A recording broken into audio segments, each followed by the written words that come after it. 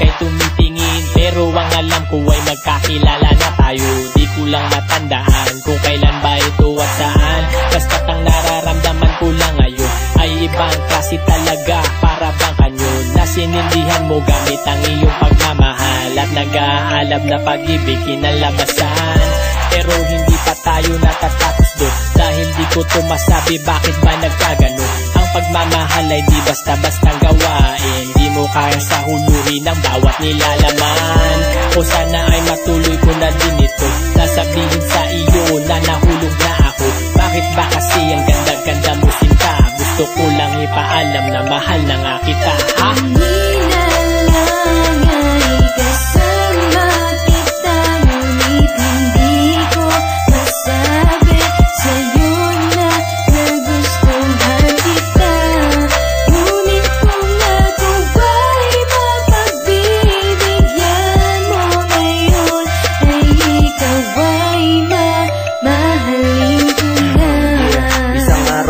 Tambayan, nung ikaw ay aking biglang nasilayan.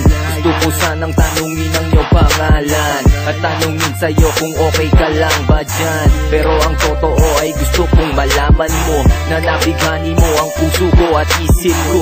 Kaya ngayon ay gagawin ko na lahat, papakita ko sa'yo na ako'y karapat-dapat. Wala nang ang makakapigil sa nadarama ng puso ko na lagi nang gigigil. Pag ikaw ang nakikita ko, ang oras ay titigil. Pag sinabi ko mahal kita, wala nang lihim-lihim. Sasabihin na nga, mahal na kita, tunay na tunay, wala nang iba. Pinakatunay, walang tatapat, huwag magtaray at huwag kang kukurap.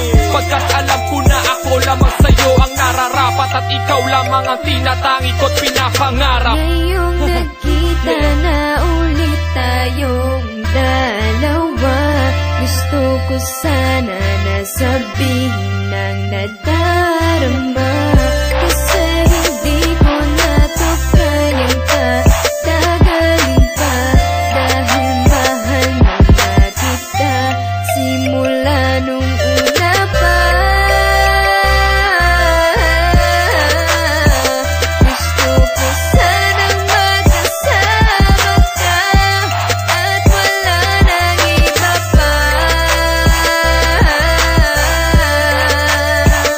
At ang lahat ng to ay nagmula kanina lang. Kanina lang ay kasama kita, ngunit hindi ko masabi sa'yo na nagustuhan kita.